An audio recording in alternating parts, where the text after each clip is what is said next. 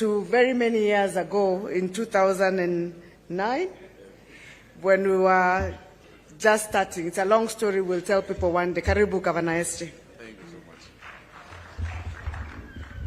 Asante sana, Your Excellency, the President of the Republic of Kenya, the Deputy President, Waziri, colleagues, watu wa Kirinyaga, Muriega, Muriega rege, Mwadhani Agoshuo, Jitago Sakaja, Nenie Governor wa Nairobi, Tuihamwe, Nyonaye na moko tuihamwe, Aya, kwena do mato gikuyu aha, kogo nigwari githwairi, ndio wasiseme tunawasengenya.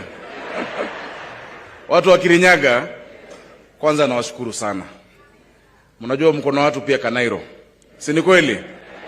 Na ni wengi sana. Ni damu shokeri ya gadho, kwa sababu hata wale wa Nairobi 2017 nikisimama senator walisimama na mimi.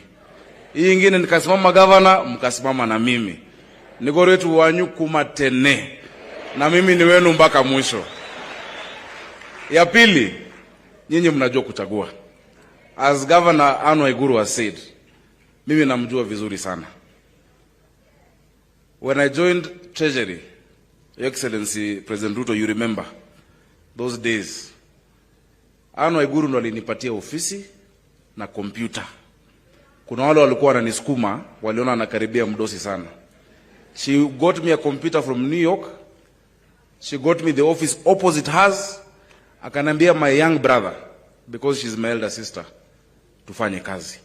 I have not seen a woman who works as hard as Anne Waiguru. I have not seen, and not just a woman, actually a leader. Akona resilience, she is committed, she is smart, she is visionary.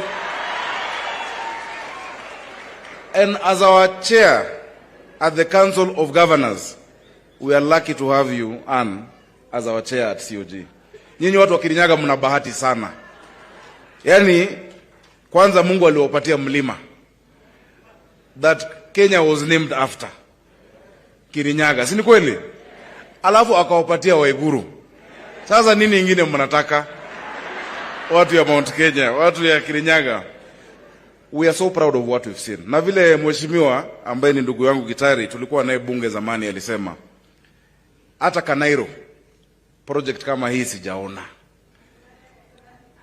The county of Kirinyaga probably gets bottom 10, bottom 6 kwa allocation ya pesa ambayo inakuja kwa counties. But despite that, sidhani kuna county ambayo imetengeneza hospitali kama hii Kenya mzima. Our chair of COG, you're showing the country that devolution works. Devolution works. Wale wamejaribu kusema devolution haifanyi, it is working. I know there's a debate about health. Health will stay with the counties. The president and the minister wametushikilia. Wale wanafikiria ati wanajaribu kuchukua devolution, hangekuja hapa leo. We are working hand in hand with the president. Hata waziri ambao ulitupatia Your Excellency ni waziri wa nguvu sana. Nairobi amenisaidia. But we must show the people of this country. Nimeona hapa MCAs. Nimeona wabunge. If leaders work together like Kirinyaga, Kenya will go very far. Kama viongozi wote, tungefikiria tu mambo ya wananchi. For the next 3-4 years, tuache siasa. We just focus kwa mwananchi wa kawaida, kwa afya, kwa chakula. Tuache siasa, tutaenda mbali sana kama taifa. And that is why Your Excellency, we stand behind you in what you are doing for this country. When you lead the choir, you must turn your back to the crowd. You have inherited an economy that had issues. Kama ingekuwa kazi rahisi, kila mtu hapa angefanya. Wewe pekee ndio rais. Do what you must do to take this country to the next level. We have all our faith and trust in you as our president. Ya mwisho kabisa. Your Excellency, unajua tunazindua na wewe mpango ya kupea watoto chakula Nairobi tarehe 20.